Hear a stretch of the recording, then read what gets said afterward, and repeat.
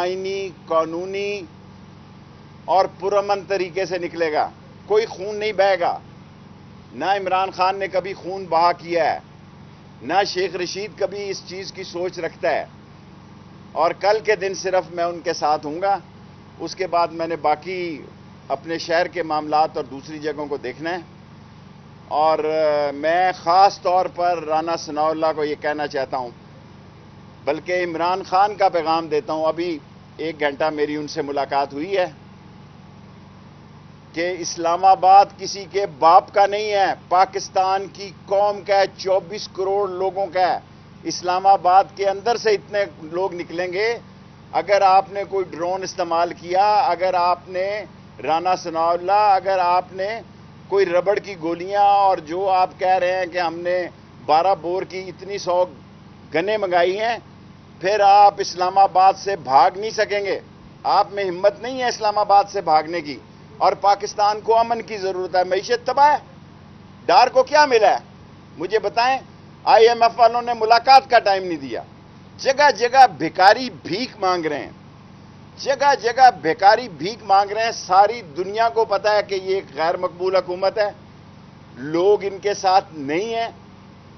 اور عمران خان نے اگر کوئی ملاقاتیں، یقیناً اب تو مجھے کہہ دینا چاہیے کی ہیں، کیونکہ اتنے اہم جگہ سے یہ بات آ گئی ہے. اس سے پہلے میں نے کبھی اس پر تبصرہ نہیں کیا. تو عمران خان کا ایک ہی مطالبہ ہے کہ شفاف الیکشن کرائے جائے. اور کوئی دوسری بات عمران خان نے کہی ہے تو آپ مجھے بتائیں کہ عمران خان نے سوائے اس کے کہ شفاف الیکشن کرائے جائیں، برطانیہ میں کیا ہو رہا ہے، جرمنی میں کیا ہو رہا ہے، فرانس میں کیا ہو رہا ہے. ان سارے ملکوں میں لوگوں کے جذبات کو عزت دے رہے ہیں. اگر آپ نے لوگوں کی تذلیل کی تو پاکستان میں آج پہلا دن ہے. 23 تاریخ کو ایک صحافی ارشد شریف شہید ہوا، اور 27 تاریخ کو 4 دن بعد دنیا نے اسے عظمت کا نشان بنایا ہے. دنیا نے جس عقیدت کے ساتھ اس کو اس جہان سے رخصت کیا ہے، یہ مقام بہت کم لوگوں کو ملتا ہے. اور یہ لوگوں کو سمجھنا چاہیے، ذمہ داران کو سمجھنا چاہیے کہ ہوا بدل گئی ہے. ہر آدمی کی جیب میں موبائل فون ہے. کس کس کے موبائل فون کو آپ پکڑیں گے حضور؟ آپ سارے موبائل فون بھی نہیں روک سکتے.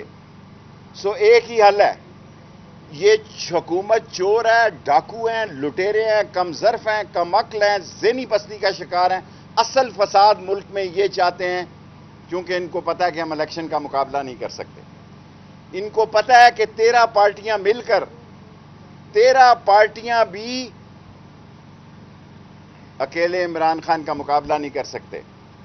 میں تمام ذمہ داران سے گزارش کرنا چاہتا ہوں، گراؤنڈ ریالٹی کو سمجھا جائے.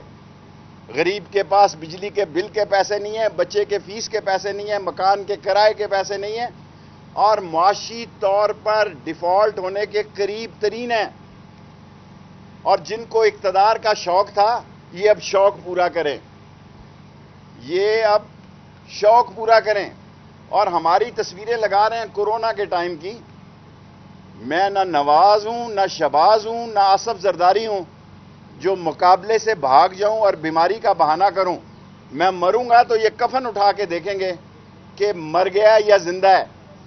میں نسلی ہوں اور اصلی ہوں. کل عمران خان اقتدار میں آئے تو میری کوئی مجھ پہ ذمہ داری نہیں پڑتی، لیکن جب جد و جہد کا وقت ہو، جب آزمائش کا وقت ہو، تو اصلی اور نسلی عمران خان کے ساتھ کھڑا ہوگا. کیونکہ میرے بعد فواد صاحب نے بھی پریس کانفرنس کرنی ہے، سو جو سوال ہو میں لے سکتا ہوں. شیخ صاحب، آج 2 اداروں کے سربراہوں نے 2 گھنٹے پریس کانفرنس کی ہے. مظہر صاحب، مختصر سا سوال. میری زندگی میں پہلا واقعہ ہے. DGISI اور DGISPR دونوں نے فاطمہ جناح سے میں چلا آیا ہوں اسٹیج سیکرٹری کے طور پہ.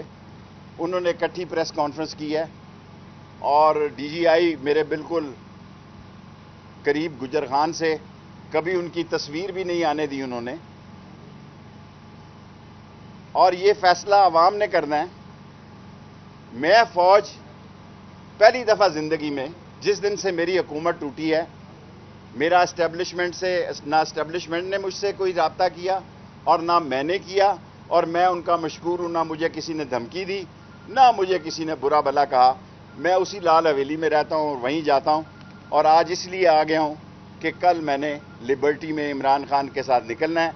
कल के दिन फिर मैंने पिंडी चला जाना। ट्विटर मुझे आ गया, अब मैं ट्वीट कर लेता हूँ, बजाय प्रोग्राम करने के ये 7 दिन ट्वीट ही करूंगा। नवाज शरीफ साहब जो है वो फौज के साथ बड़े मजबूत जाने जाते थे, अब बताएं आपका स्टांस क्या है? Every day is not Sunday. मेरे तल्लुकात बहुत ही अच्छे थे, अच्छे होने चाहिए, लेकिन मेरी आप फैसला करें। इन हालात में मुझ पे फर्ज बनता था कि मैं इमरान खान के साथ खड़ा हूँ। आज ये हालात यहाँ तक नहीं आ गए कि मुल्की हो या गैर मुल्की, कोई भी पाकिस्तान में कोई छोटा छोटा सवाल करें। कुछ भी होता है तो वो एस्टैब्लिशमेंट को ही ठहराया जाता है। ये अवाम और एस्टैब्लिशमेंट में खला पैदा नहीं होगी, इसको कैसे खत्म किया जाए? देखें, अवाम में जो नफरतें जन्म पा गई हैं, इनको ख़त्म होना चाहिए। 13 पार्टियों ने आसमा जहांगीर के वक्त जो नारे लगाए हैं, जिस पर के वजीर कानून से इस्तीफा लिया गया, इसी तरह एक वक्त आएगा इस हुकूमत को कहा जाएगा कि इलेक्शन की तारीख दो। लड़ाई झगड़ा सिर्फ इलेक्शन का है, और ये बहुत अच्छी बात है कि फौज ने मिन हैसुल अदारा ये फैसला कर रही है कि अब वो कभी सियासत में हिस्सा नहीं लेंगे। ये बहुत अच्छी बात है, और ये बहुत अच्छी बात है कि उन्होंने आज कहा कि पुरानी बातों को भूल जाएं, अब हम सियासत में हिस्सा नहीं लेंगे, और फौज को वाकई हिस्सा नहीं लेना चाहिए और कानून और आइन के मुताबिक चलना। नवाज शरीफ साहब के पास मेरे वक्त तो पासपोर्ट नहीं था, अब तो उसके पास पासपोर्ट है ना। कोई जाए उसे स्नेहा दे। दिवाली का केक काट रहे हैं, और मरियम साहबा ने जो ट्वीट किया है, सारी कौम उन पर लान तान भेज रही है। अरशद शरीफ की शहादत के दिन जो उन्होंने ट्वीट दिया है, जो उन्होंने केक काटा है, और वोडा साहब की प्रेस कॉन्फ्रेंस के फौरन बाद उन्होंने पहली दफ़ा प्रेस कॉन्फ्रेंस की है। कई वज़रा ने प्रेस कॉन्फ्रेंस की है। सो हर एक का जवाब देना मैं मुनासिब नहीं।